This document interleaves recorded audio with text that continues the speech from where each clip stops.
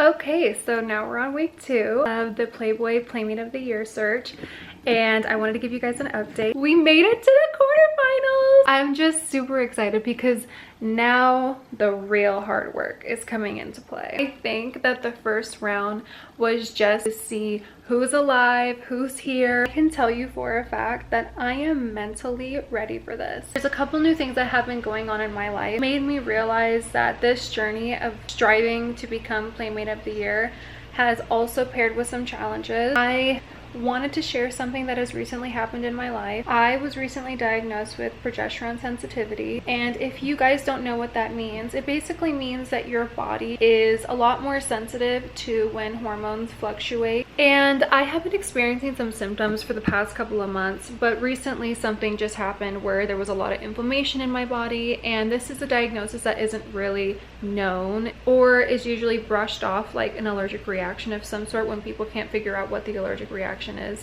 I'm basically allergic to the thing that my body naturally creates. So that has created a lot of mental struggle with me to get through some certain parts of my cycle throughout the month, and to be able to stay motivated, stay strong, get up every single day and try and be healthy. The reason why I think that was a blessing in disguise correlating with this journey is because I think it takes a lot of strength to be doing something like this. Putting yourself out there isn't easy, and putting yourself out there means you have to be very open and authentic with who you really are. I have an autoimmune disease, and it's not easy getting up every single day or even putting on makeup and talking and being social.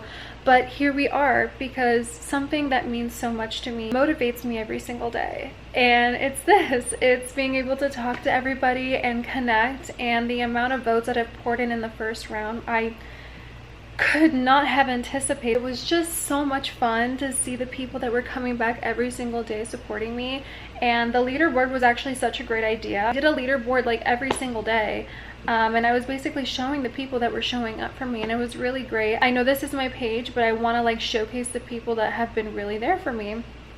And that was, that was a really cool part about the first round. So now that we're in the quarterfinals, I am realizing that it's definitely going to be a lot more work than it was the first time. Now I feel like I am 100% dedicated to making sure that I'm showing up every day, whether it's in my socials, on my stories, on live. I just need to branch out, and I need people to know who I am. And hopefully this is something that another woman can look back and see the preparation that went into this. It takes a lot of work. I have been showing up every day, writing out my plan, how I'm going to be present, how I'm going to be online, what am I going to do, how am I going to push. I have been sending personal messages thanking people for their votes. Like, it takes a lot. I know in the end that that amount of consistency is going to show up, so I am definitely not giving up. I really love the inclusivity that Playboy has taken to make this an online competition. I have not seen something similar to this one, so they were definitely #1 on creativity when it came to the voting and the rounds, just how the whole contest is playing out in general. So what's going to happen is the quarterfinals will be until early November. There are going to be 2 segments. The first segment is going to be the heat winners, which was me, and then there is the wild card that is happening right now. So the people who were, I believe, like 3rd, 4th, and 5th and 6th, don't quote me on that, they will be competing right now to get back into the quarterfinals, and segment B will be the heat winners, which will be me and whoever else is, at the top of their category, and the wild card winners, and we'll battle it out. And I believe the top 2 of each group will then go on into the semifinals. I am so proud of doing this, and like, this is scary. Putting yourself out there, it's not easy. Okay, I'm gonna tell you what I've been doing every single day.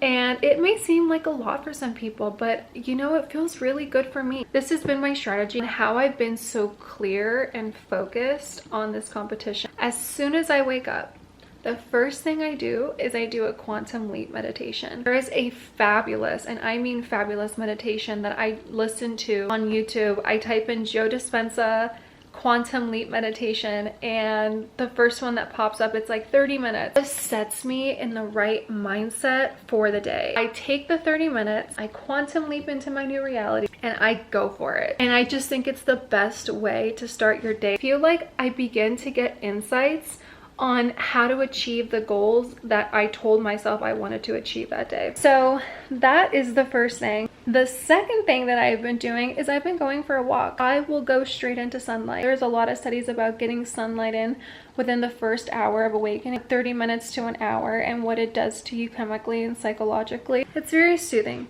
It starts my day off right. But the most valuable thing for me lately has been my sleep. And with my recent diagnosis, sleep has been really, really hard on me. But I think I got it. I think I cracked the code. With progesterone sensitivity, you are absolutely 10 times more sensitive to any hormonal changes in your body. So the things that I've been going through recently, and this may be like really hard for some people to even fathom that you could go through this for 10 plus days.